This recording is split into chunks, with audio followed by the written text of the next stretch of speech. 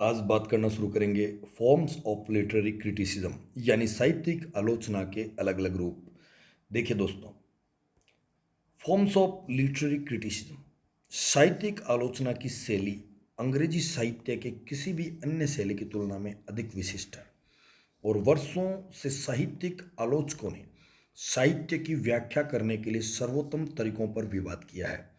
इस कारण से इन सिद्धांतों के पीछे परिष्कृत दिमागों की परिकल्पना करने के लिए कई सिद्धांत सामने आए हैं या हम उन्हें परिष्कृत विशेषज्ञ कह सकते हैं। इस प्रकार इनमें से कुछ सैद्धांतिक दृष्टिकोण काफी जटिल और अमूर्त है। जो पहली लिटरेरी क्रिटिसिज्म की फॉर्म है, जो सबसे प्रारंभिक और सबसे पुरातन है, वो है लेजिस्लेटिव क्रिटिसिज्म, यानी अपन ये कह सकते हैं कि विधायी आलोचना। लेजिस्लेटिव क्रिटिसिज्म यानी निर्देशित करते हुए या रूल सिखाते हुए एक आलोचना का रूप है कि क्या होना चाहिए, एक लेखक को कैसे कार्य करना चाहिए। ये लेजिस्लेटिव क्रिटिसिज्म है। देखिए दोस्तों, विधायी आलोचना का मतलब लेजिस्लेटिव क्रिटिसिज्म, यह आलोचना का सबसे प्रारंभिक रूप है और इसका मुख्य उद्देश्य यह सिखाना है कि बेहतर कैसे लिखा जाए, लेखक को निर्देशित करना, लेखक को रूल्स की बेड़ियों में बांधना कि आपको इन नियमों की पालना करनी चाहिए। यह स्थापित मानदंडों पर आधारित है और कलाकृति की प्रकृति और गुणवत्ता को पहचानता है। इसे विशेष रूप से ग्रीक और लैटिन में लिखे गए कार्यों पर लागू किया जाता है। इस प्रकार की आलोचना कवि को यह सिखाने का दावा करती है कि कैसे लिखना है या बेहतर कैसे लिखना है। मतलब कवि को निर्देशित किया जाता है, उनकी रूल की जंजीरों में उसको बांधा जाता है कि आपको इन नियमों की पालना करनी चाहिए। अगस्टन्स ने प्रतिपादित किया कि आलोचना का महत्वपूर्ण कार्य लेखकों की निगरानी के लिए कुछ नियम बनाना है। वही बात नियम की आ गई। विधायी आलोचना की शुरुआत एलिजाबेथन काल के समय हुई थी। लगभग सभी एलिजाबेथन आलोचक, चाहे अपन फिलिप सिडनी की बात करें या ड्रॉयडन की बात करें, तो जितने भी एलिजाबेथन आलोचक हुए थे, विधायी आलोचना को अपनाया उन्होंने, यानी लेजिस्लेटिव आलोचना को अपनाया। इस प्रकार उनकी आलोचना कविता के पाठकों के बजाय कवि की ओर निर्देशित हुई। ये पाठकों को इंडिकेट नहीं करती है, ये कवि को इंडिकेट करती है, उसको इंस्ट्रक्ट करती है। यह मूल रूप से लेखन की कला के लिए नियम निर्धारित करके लेखकों को बेहतर लिखना सिखाता। पुनर्जागरण काल में यानी रेनेसा पीरियड में फिलिप सिडनी और 17वीं शताब्दी में जॉन ड्राइडन की आलोचना इसके उदाहरण हैं। दूसरी जो फॉर्म आ जाती है लिटरेरी क्रिटिसिज्म की, वो है एस्थेटिक क्रिटिसिज्म। जैसा कि नाम से पता चलता है, ये सौंदर्यात्मक आलोचना है। ये सौंदर्य का जश्न मनाती है, ये सौंदर्य के ऊपर टिप्पणी करती है। सौंदर्यात्मक आलोचना का मुख्य उद्देश्य कलात्मक कार्यों की सुंदरता का जश्न मनाना है। विधायी आलोचना के अनुरूप निर्धारित नियमों की बेड़ियां साहित्य को पूर्वजों की धारणाओं से बांधती है, क्योंकि वे कवियों और लेखकों की कल्पनाशील शक्ति को प्रतिबंधित करती है।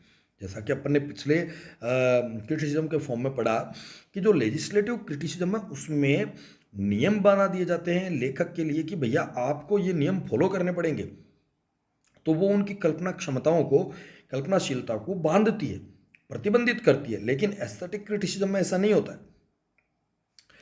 और एक लेखक की प्रतिभा के विकास पर असंगत प्रभाव डालती है। कौन? लेजिस्लेटिव जो क्रिटिसिज्म है। दूसरी ओर सौंदर्यवादी आलोचना यानी एस्थेटिक जो क्रिटिसिज्म है, साहित्य को एक कला, एक स्वतंत्र गतिविधि के रूप में सम्मानित करती है और इसका संबंध कला के काम में सिद्धांतों या मुख्य मान्यताओं से है, जिससे रचनात्मकता की पूर्ण प्रकृति का अपना अंत होता है। इसका तर्क या विज्ञान से कोई संबंध नहीं है। यह साहित्य कला की प्रकृति की जांच करता है और उनके अनुसार सिद्धांतों को तैयार करता है। अंग्रेजी साहित्य में सैद्धांतिक या सौंदर्यवादी आलोचना का पहला प्रमाणिक उदाहरण फिलिप सिडनी की अपोलॉजी फॉर पोइट्री है, जो 1595 में आई थी। फिलिप सिडनी की जो सौंदर्यवादी आलोचना का पहला प्रमाणिक उदाहरण अपन फिलिप सिडनी की अपोलॉजी फॉर पोइट्री मानेंगे, जो 1595 में आई थी, जो उनकी मृत्यु के 9 साल बाद सामने आई थी। अगली आ जाती है इम्प्रेशनिस्टिक क्रिटिसिज्म यानी प्रभाववादी आलोचना। प्रभाववादी आलोचना लेखक के व्यक्तिगत अनुभवों को दर्ज करती है। एक प्रभाववादी आलोचक का संबंध कला की तीक्ष्णता या सौंदर्यवादी दृष्टिकोण से नहीं है, बल्कि कला के टुकड़े की जीवनी संबंधी खोज से होता है। यहाँ आलोचक का लक्ष्य साहित्य के काम को स्पष्टीकरण के बिना प्रस्तुत करना है। साहित्य का जो भी काम आया उसका स्पष्टीकरण नहीं देना है, उसको डायरेक्ट प्रस्तुत करना है, और अक्सर काम के टुकड़े के प्रभाव को समग्र रूप से लेता है। मुख्य विचार प्रतिक्रिया प्रतिक्रिया की व्याख्या करना है, जिसे विशिष्ट, सापेक्ष और फलदायी माना जाता है। ऑस्कर वाइल्ड, जॉर्ज मूर, आर्थर साइमंस और वर्जीनिया वुल्फ प्रसिद्ध आलोचक हैं जिन्होंने प्रभाववादी आलोचना का प्रयास किया है। एक बार फिर रिपीट करूंगा, ऑस्कर वाइल्ड, जॉर्ज मूर, आर्थर साइमंस और वर्जीनिया वुल्फ, ये चारों के चारों ऐसे क्रिटिक हैं जिन्होंने इम्प्रेशनिस्टिक क्रिटिसिज्म को उपयोग में लेने की कोशिश की है। ये व्यक्तिवादी है और त्रुटिपूर्ण तथा असंगत है।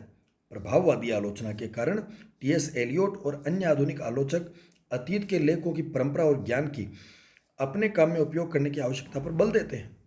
तो दोस्तों, आज अपन ने 3 रूप आलोचना के पढ़े। पहला लेजिस्लेटिव क्रिटिसिज्म, दूसरा एस्थेटिक क्रिटिसिज्म और तीसरा इम्प्रेशनिस्टिक क्रिटिसिज्म। अगले वीडियो में अपन जुडिशियल क्रिटिसिज्म, डेस्क्रिप्टिव क्रिटिसिज्म और इवेल्युएटिव क्रिटिसिज्म के बारे में स्टडी करेंगे।